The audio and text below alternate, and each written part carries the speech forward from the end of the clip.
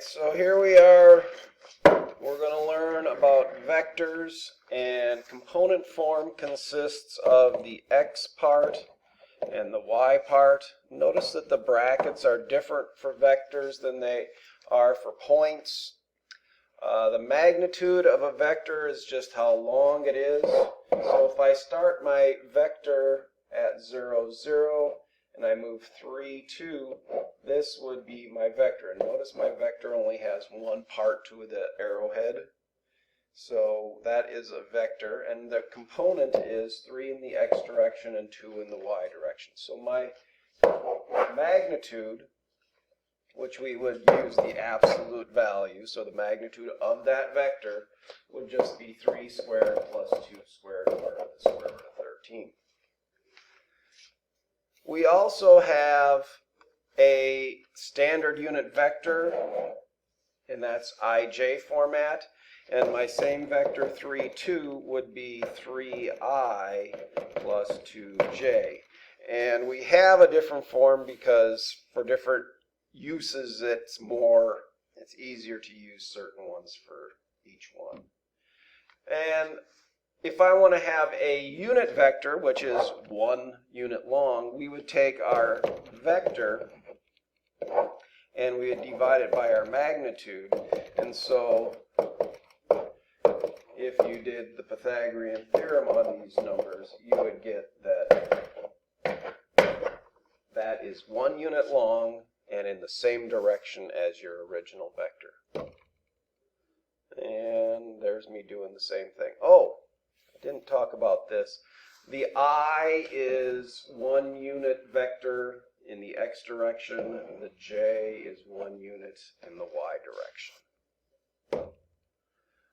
If we're starting with some points and we want to put it in component form, remember component form is the vector. We know the change in x is 3, the change in y is 4, so my vector going from the first point to the second point is the vector 3, 4.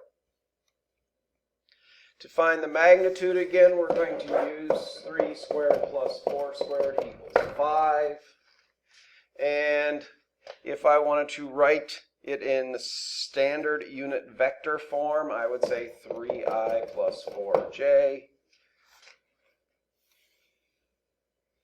And again, I could change that into a unit vector by dividing by the magnitude, which gives me 3/4 and 4/5. 3/5 and 4/5.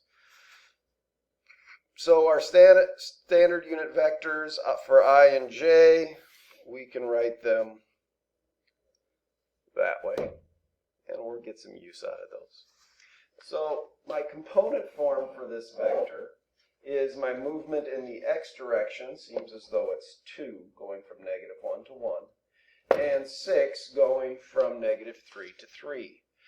This vector doesn't start at 0, 0, but we still get the component form, and our standard unit vector form would be 2i plus 6j, and the direction and magnitude of it. So our direction is the angle from the horizontal. There's lots of horizontal lines, and it doesn't matter which horizontal I measure from, it's from the horizontal up. So to find that angle, I'm going to use the inverse tangent of the opposite over the adjacent, and that'll give me that direction. Plug it into your calculator. And my magnitude for this would be 2 squared plus 6 squared, which gives me square root of 40, or 2 root 10. And if I want a unit vector in the same direction, I take my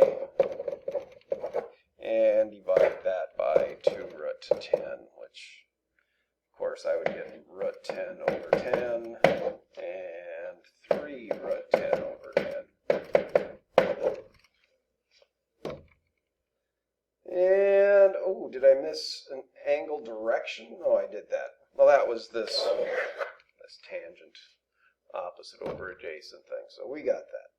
All right, or you got that, I guess. Some of the vector operations that we can do would be addition, where we add the x values and we add the y values. We don't usually do subtracting. We usually do this kind of thing where we distribute it. So my vector would look like this. And you might see me actually doing subtraction at some point because I get a little bit lazy on this instead of distributing the negative.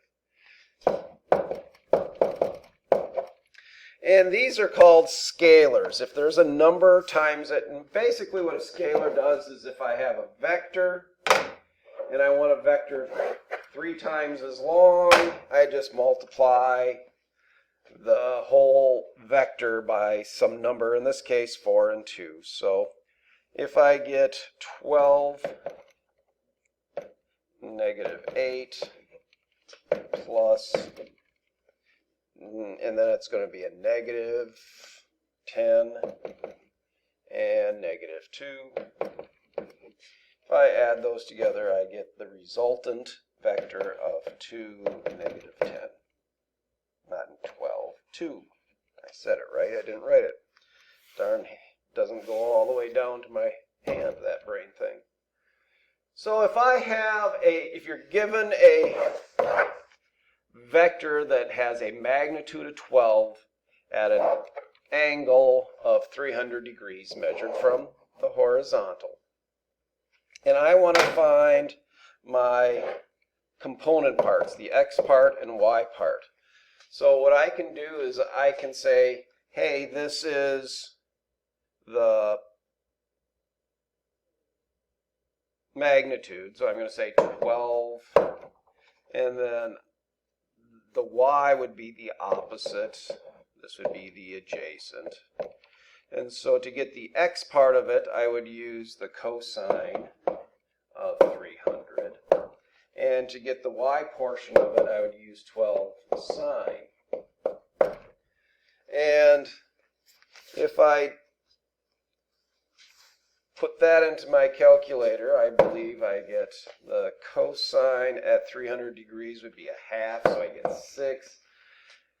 And the sine at 300 would be root 3 over 2, negative root 3 over 2. Negative root 3 over 2 gives me that. So that would be the length of them.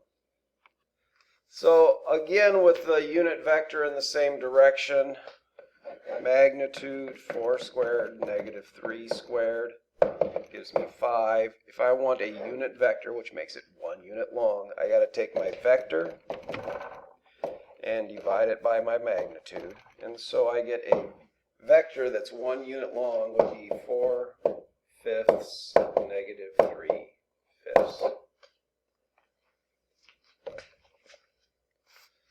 And here's the formula that I was using. The magnitude, the two absolute value around it is the magnitude.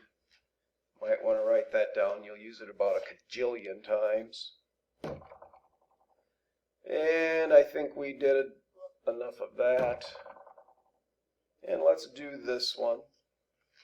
And I'm starting at the point negative 2, 1. And I'm ending up at 1, 2, 3, 4, 5, 1, 2, 3, 4, 5. And so here's my vector, one arrow on there. And the magnitude of that vector. So we need to know the x and the y portions of it. I know that my x portion of it is going up by 7, and my y portion of it is going down 6. So if I want to find the magnitude of that, I'm going to do the magnitude of my vector is going to be square root of negative, well, I could go either way, it doesn't matter, 7 squared, which gives me 36, and 49 gives me the square root of 70, 85. So the distance or magnitude is 85.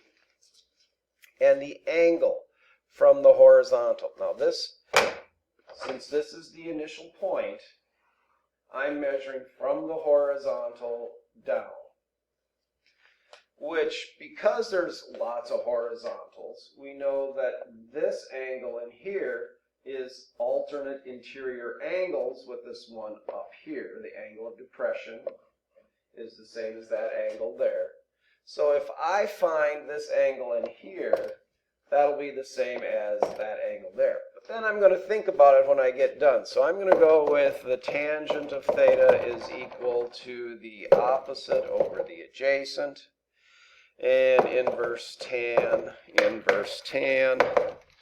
Let me grab my calculator.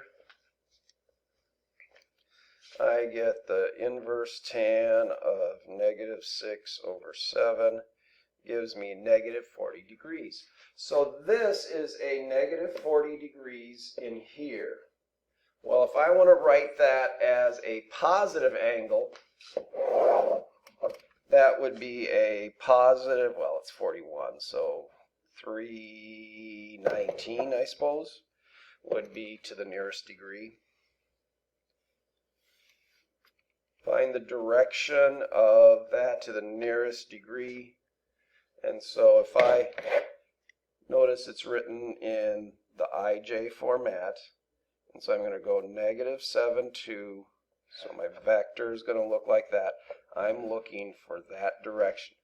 But I don't want to do that. I just want to go 2, 7. I'm going to find this angle in here and then subtract from 180. Could I do it the other way? Absolutely. But I'm going to try to do it the easy way. So inverse tangent of the opposite divided by the adjacent gives me a 16-degree angle in there.